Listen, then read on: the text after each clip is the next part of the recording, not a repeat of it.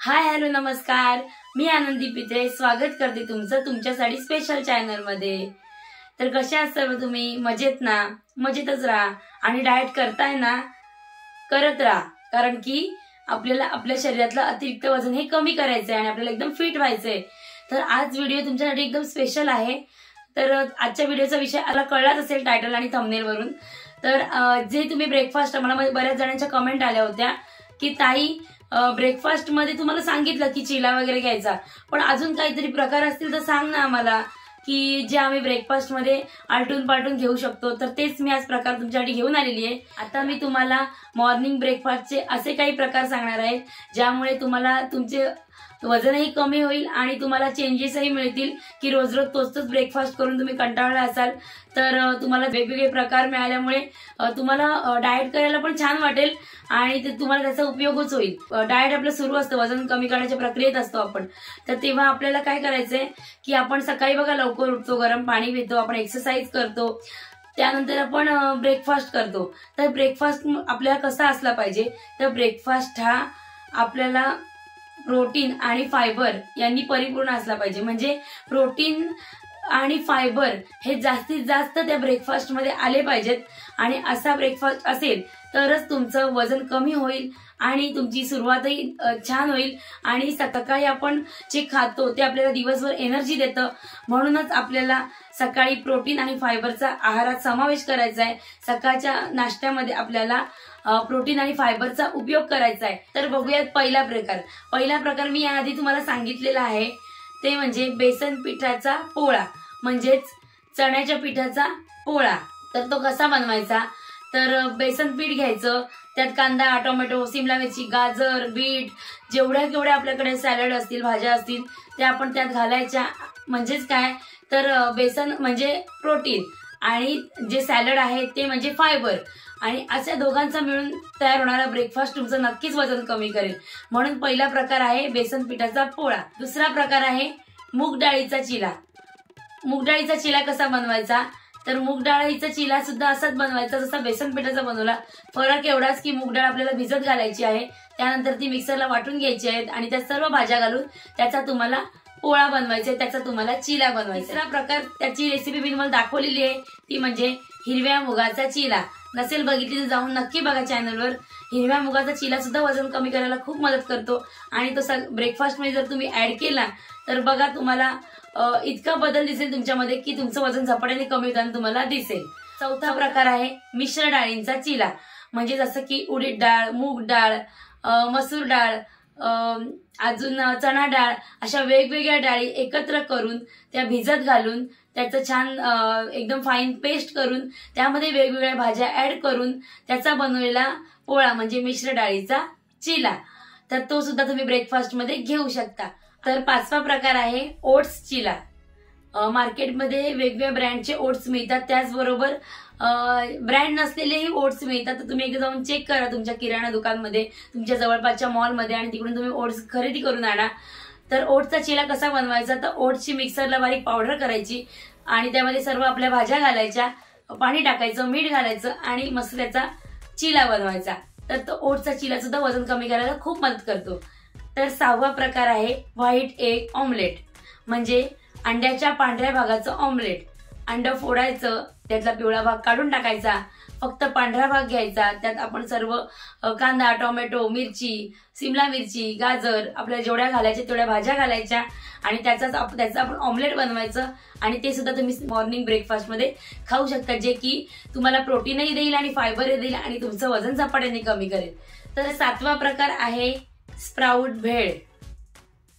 आता कसं असतं, मी तर तुम्हाला डाएट मध्ये सांगितलेलं आहे की तुम्ही इव्हनिंग स्नॅक मध्ये तुम्ही कडधान्याची भेळ घ्या, पण आता मी तुम्हाला अजून एक सांगते, इव्हनिंग स्नॅक मध्ये तुम्ही घ्या स्प्राउटची भेळ, पण जर तुम्ही मॉर्निंग ब्रेकफास्ट मध्ये स्प्राउटची भेळ घेतली ना तर तुम्हाला बघा, स्प्राउट म्हणजे कडधान्य आले, ते उकडलेले कडधान्य तुम्ही घेतले ते म्हणजे प्रोटीन, आणि त्यात वेगवेगळ्या भाज्या तुम्ही घालाल, म्हणजे गाजर घालाल, टोमॅटो घालाल, कांदा घालाल, तर ते म्हणजे फायबर।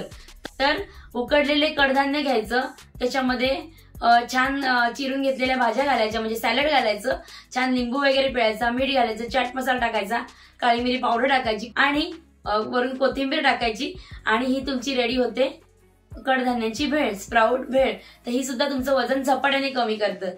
आता पुढचा 8वा प्रकार असा आहे तो म्हणजे फ्रुट्स. कधी कधी काय होतं, आपला उपवास असतो, तर उपवास असल्यामुळे आपण यातले आधी जे प्रकार सांगितले तुम्ही ते खाऊ नाही शकत. मग त्यावेळेला तुम्ही ताजी ताजी फळं ब्रेकफास्ट मध्ये खाऊ शकता, जसे की कलिंगड, सफरचंद, पेरू, पपई, डाळिंब तुम्ही खाऊ शकता.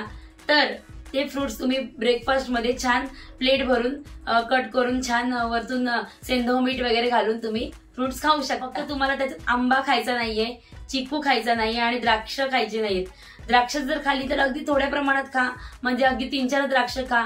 का तर त्याच्यामुळे काय होतं की थोडे कॅलरी त्यामध्ये जास्त असतात, त्यामुळे वजन वाढण्याची शक्यता असते. आंब्यामध्ये तर असतात, साखरेचं प्रमाण खूप जास्त असतं आंब्यामध्ये, म्हणून आंबा आपल्याला जोपर्यंत आपण वजन कमी करतोय तोपर्यंत आपल्याला आंबा खाणं टाळायचंय.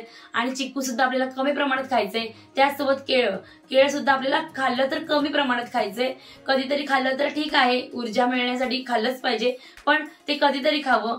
जर तुम्ही कुठली फळं खाऊ शकता, तर तुम्ही कलिंगड खाऊ शकता, मग अशी म्हटल्याप्रमाणे ऍपल खाऊ शकता, पेरू खाऊ शकता, पपई खाऊ शकता, डाळिंब खाऊ शकता. असे फ्रुट्स तुम्ही ब्रेकफास्ट मध्ये घेऊ शकता.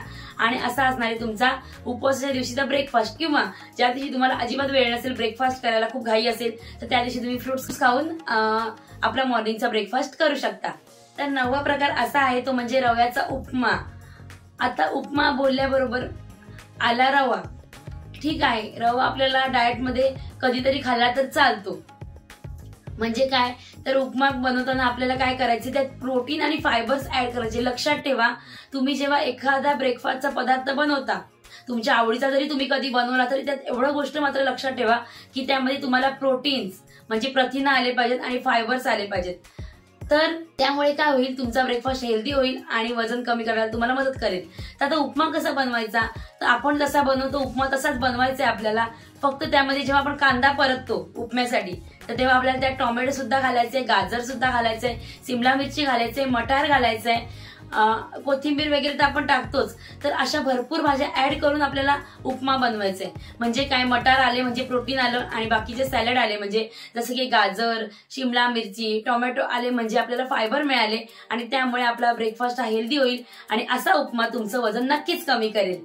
तर तुमच्या ब्रेकफास्टच्या लिस्टमध्ये उपमा ऍड करायला अजिबात विसरू नका. तर 10वा प्रकार असा आहे की कांदा पोहे. आतापर्यंत मी कांदे पोहे तुम्हाला सांगितले नव्हते खायला. का तर तुम्हाला त्याची पूर्ण माहिती नव्हती. म्हणजे आधीच्या डाएटमध्ये मी तुम्हाला सोप्या पद्धतीने डाएट समजून सांगितला, ज्यात की तुम्हाला मी सांगितलं की 15 किलो वजन मी माझं कसं कमी केलं. पण मी कांदा पोहे मुद्दाम राखून ठेवले होते की मला हा व्हिडिओ बनवायचा होता आणि तुम्हाला त्याचं महत्व पटवून द्यायचं होतं. कारण मी जर कांदा पोहे बनवले असते आणि तुम्ही ते बनवून खाल्ले असते आणि जर तुमचं वजन कमी झालं नसतं तर मला त्याचा जास्त त्रास झाला असता. म्हणून मी ठरवलं की नाही, व्यवस्थित त्यांना माहिती सांगू दे आणि कांदा पोहे डाएटसाठी कसे बनवतात हे कळू दे, म्हणून मी कांदा पोहे आजपर्यंत तुम्हाला सांगितले नव्हते. तर आज तुम्हाला मी तो ब्रेकफास्टचा प्रकार सांगते, तो म्हणजे कांदे पोहे. तर रेग्युलर कांदा पोहेपेक्षा थोडेसे वेगळे बनवायचे. तर ते म्हणजे असं की जेव्हा आपण कांदा तेलावर परततो तेव्हा आपल्याला त्यात टोमॅटो घालायचंय, मटार घालायचंय, त्याचसोबत गाजर, सिमला मिरची आणि तुम्हाला अजून कोणत्या कोणत्या भाज्या आवडतात, फरसबी, ज्या ज्या तुम्हाला भाज्या आवडतात आणि तुम्ही त्यात घालू शकता त्या भाज्या तुम्हाला त्या पोह्यामध्ये घालायच्यात. हो, तुम्हाला कांदा पोह्यामध्ये ह्या भाज्या घालायच्यात आणि कांदा पोहे एकदम प्रोटीन आणि फायबर युक्त बनवायचे. मटार आले त्याच्यामध्ये, त्यामुळे त्यात त्यांना मटार टाकल्यामुळे प्रोटीन मिळालं आणि बाकीचे सॅलड भाज्या टाकल्यामुळे तुम्हाला फायबर मिळतात. त्यामुळे ते कांदा पोहे वजन कमी करायला खूप खूप मदत करतात. त्यामुळे असे कांदा पोहे तुमच्या ब्रेकफास्टच्या लिस्टमध्ये ऍड करायला अजिबात विसरू नका आणि एकदा बनवून खा, खरंच तुम्हाला आवडतील. पण एक गोष्ट लक्षात ठेवा, उपमा करताना आणि कांदा पोहे करताना किंवा इतर कुठलाही ब्रेकफास्ट करताना तुम्हाला त्यात साखर टाकायची नाहीये, अजिबात साखरेचा वापर करायचा नाहीये. तुम्ही त्यात मीठ, हळद, हिंग घालू शकता, पण तुम्हाला कुठल्याही पदार्थांमध्ये चिला असो, काही काहींना सवय असते चिमूटभर साखर घालण्याची, पण तसं अजिबात करू नका. कांदा पोहे आणि उपम्यामध्ये पण बरेच जण साखर घालतात, मी बघितलेलं आहे. तर अजिबात तसं करू नका. तुम्ही फक्त एवढाच विचार करायचा, जेव्हा ब्रेकफास्ट बनवताना तुम्हाला एवढाच विचार करायचा आहे की त्यामध्ये प्रोटीन आणि फायबर कसे ऍड करता येईल. तुम्ही याचा फक्त एवढाच विचार करा आणि तुम्ही तो पदार्थ बनवा, खरंच तो हेल्दी होईल आणि तुमचं वजन नक्की कमी होईल. शेवटचा प्रकार मी तुम्हाला सांगते, ओट्सचा उपमा. म्हणजे जसं आपण रव्याचा उपमा करतो तसं तुम्ही ओट्स पासून उपमा करू शकता. ओट्स थोडेसे भिजवायचे आणि त्याच्यापासून मस्त छान कांदा, टोमॅटो, सिमला मिरची, गाजर वगैरे घालून छान त्याचा उपमा बनवायचा. तो सुद्धा तुम्हाला घाई गडबडीत खाण्यासाठी खूप चांगला आहे, झटपट होतो आणि त्यात सुद्धा प्रोटीन म्हणजे मटार वगैरे घालायला अजिबात विसरू नका. त्या प्रोटीन आणि फायबर जर तुम्ही त्यात घालाल तर नक्कीच तो हेल्दी होईल आणि तुमचं वजनही कमी करेल आणि तुम्ही खूप लवकर फिट व्हाल. तर मला सांगण्यामागचा एवढाच हेतू होता की तुम्हाला मी ब्रेकफास्टचे 2-4 प्रकार सांगितले होते, पण मला असं वाटलं की तुम्हाला मी सगळे प्रकार आता सांगून टाकते आणि म्हणून मी आजचा हा व्हिडिओ बनवला. खरंच तुम्हाला याचा फायदा होईल आणि तुमचं डाएटचं जे मिशन आहे ते सक्सेसफुल होईल. म्हणून आज फक्त एवढंच गोष्ट लक्षात ठेवा, मी सारखं सांगते की प्रोटीन आणि फायबर हे मॉर्निंग ब्रेकफास्ट मध्ये असलेच पाहिजेत, ज्यामुळे तुमचं वजन झपाट्याने कमी होईल आणि तुम्ही दिवसभर एनर्जेटिक राहाल आणि उत्साही राहाल. तर कसा वाटला तुम्हाला आजचा व्हिडिओ? आवडला ना? आवडला असेलच तर कमेंट करून मला नक्की सांगा आणि पुढचा व्हिडिओ सुद्धा तुमच्यासाठी छानच असणार आहे, तर तो सुद्धा नक्की बघा. आपल्या चॅनलला अजूनही सबस्क्राईब केलं असेल तर नक्की सबस्क्राईब करा, व्हिडिओला लाईक करा, व्हिडिओ जास्तीत जास्त गरजू लोकांपर्यंत शेअर करा, जेणेकरून सगळ्या लोकांना याचा फायदा होईल. आणि तुमच्या कमेंट मला खूप आवडतात, तुम्ही खूप सुंदर कमेंट करता, तर अशाच सुंदर कमेंट करत राहा. आणि जाता जाता इतकंच सांगेन, सुखी राहा, आनंदी राहा आणि राहा तुम्ही कुशल आणि पाहत राहा तुमचं, आमचं आणि सगळ्यांचं लाडकं असं चॅनल तुमच्यासाठी स्पेशल. धन्यवाद. श्री स्वामी समर्थ महाराज की जय. श्री स्वामी समर्थ.